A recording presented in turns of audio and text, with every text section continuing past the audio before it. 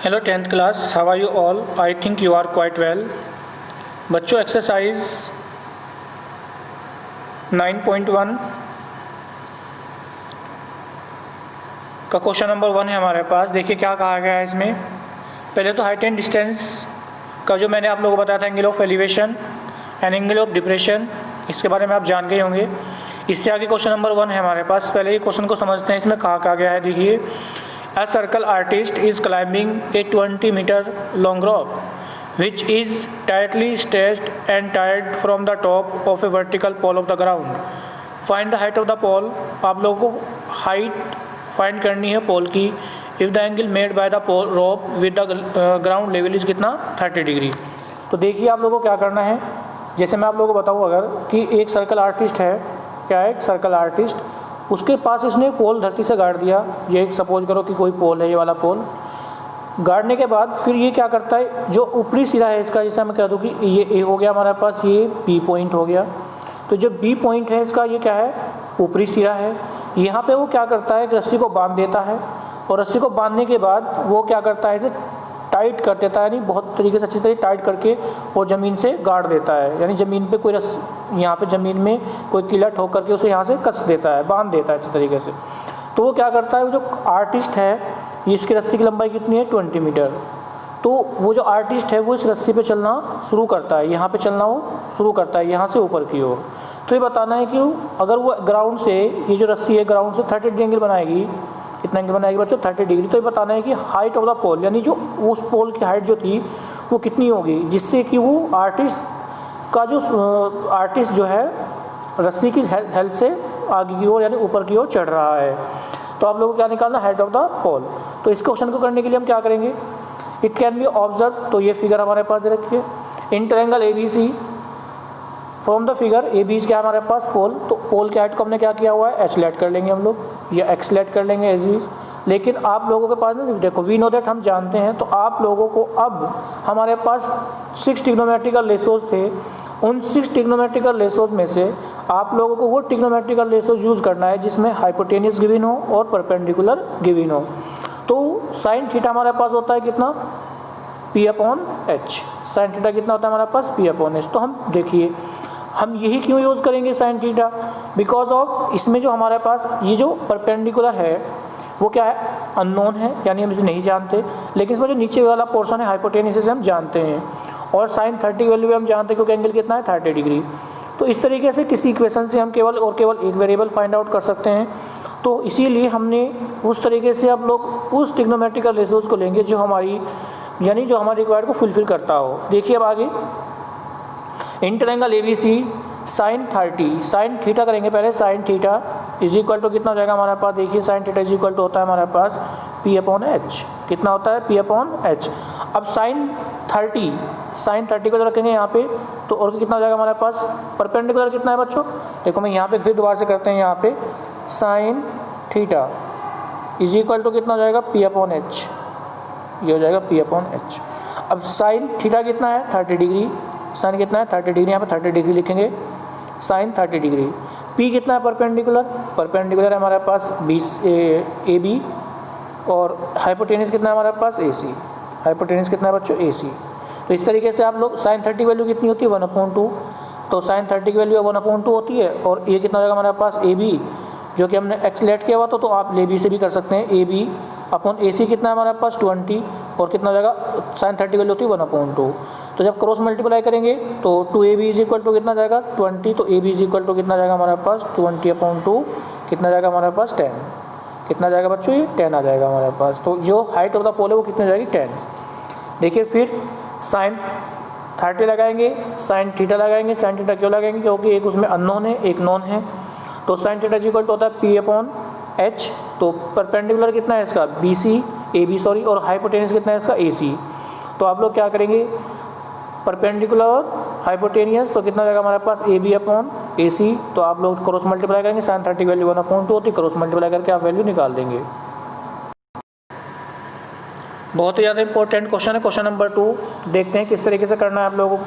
पहले तो आप लोग क्या करेंगे, इस क्वेश्चन की लैंग्वेज को समझें। लैंग्वेज में कहा गया है, देखो, a tree breaks due to storm. एक जो पेड़ था वो तूफान के कारण गिर गया एंड ब्रोकन पार्ट बेंड्स, और जो टूटा हुआ पार्ट है वो झुक गया, सो दैट किस तरीके से the top of the tree touch the ground make in an angle 30 degree with it.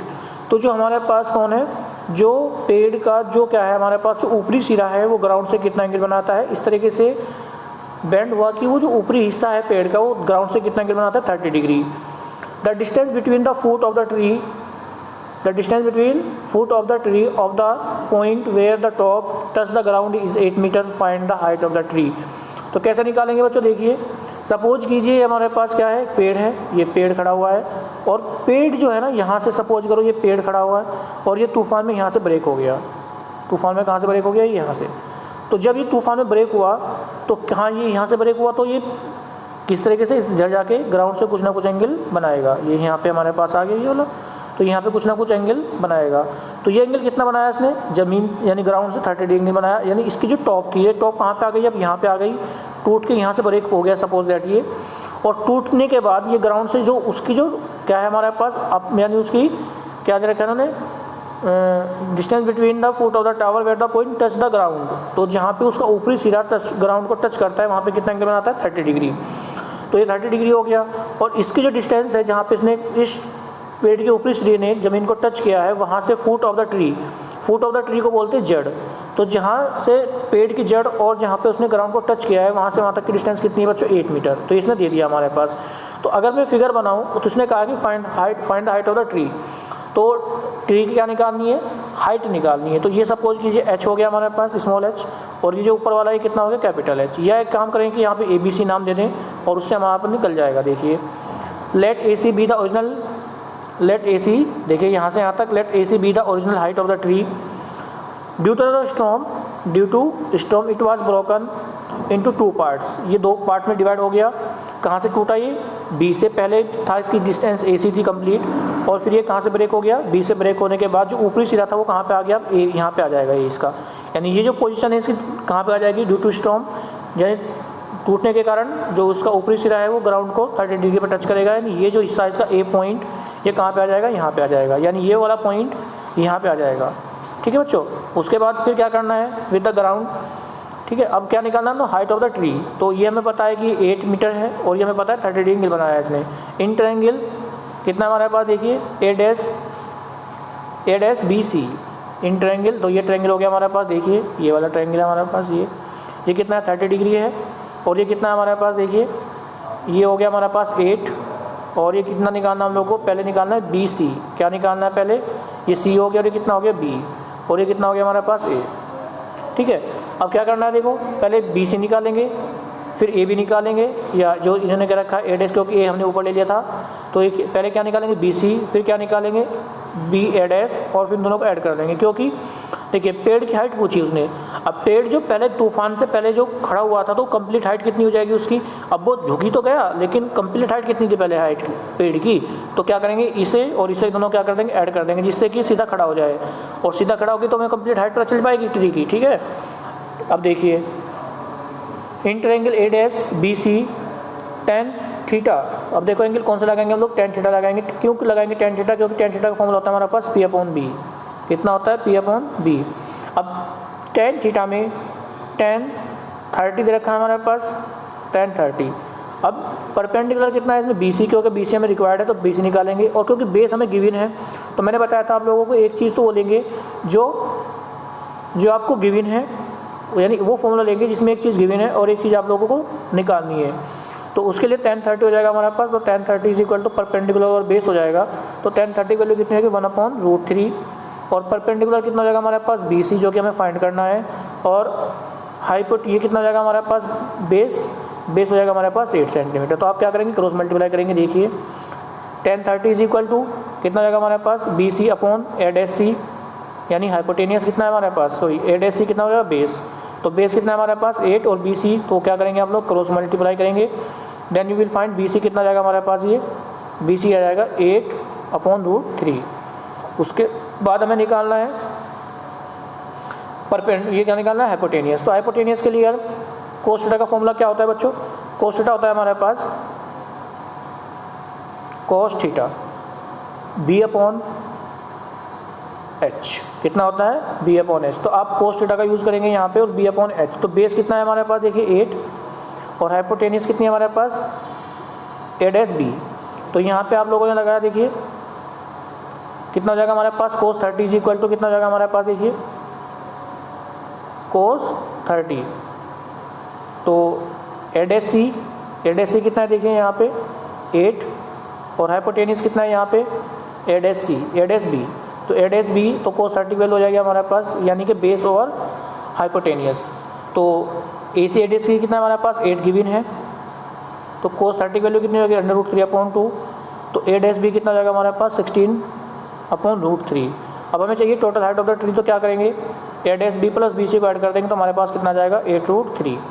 तो आई थिंक आप लोगों को ये समझ में आया होगा किस किस तरीके से हम लोगों ने किया है। तो आप लोगों को बस ये ध्यान रखना है, आप लोगों के पास 6 ट्रिग्नोमेट्रिकल रेशोज हैं, उनमें से आप कौन सा फॉर्मूला अप्लाई, कौन सी ट्रिग्नोमेट्रिकल रेशोज लें जिससे कि हमारे पास हमारी जो रिक्वायरमेंट है वो पूरी हो जाए। तो उसके लिए हमारे पास देखिए पहले हमने लगाया tan 30, ठीक है ना, उसके बाद लगाया हमने cos 30 और फिर दोनों को हमने ऐड कर दिया क्योंकि हमें चाहिए height of the tree, complete height चाहिए ट्री की, ठीक है ना। तो देखिए ये हाइट हो जाएगी प्लस ये वाली हाइट हो जाएगी, लेकिन ये वाली हाइट यहाँ पे आ गई, यानी ये टूट के यहाँ पे आ गया, तो यानी ये वाली हाइट प्लस ये वाली हाइट, तो कंप्लीट हाइट हो जाएगी किसकी ट्री की। तो आई थिंक आप लोगों को समझ में आया होगा। Thank you and have a nice day.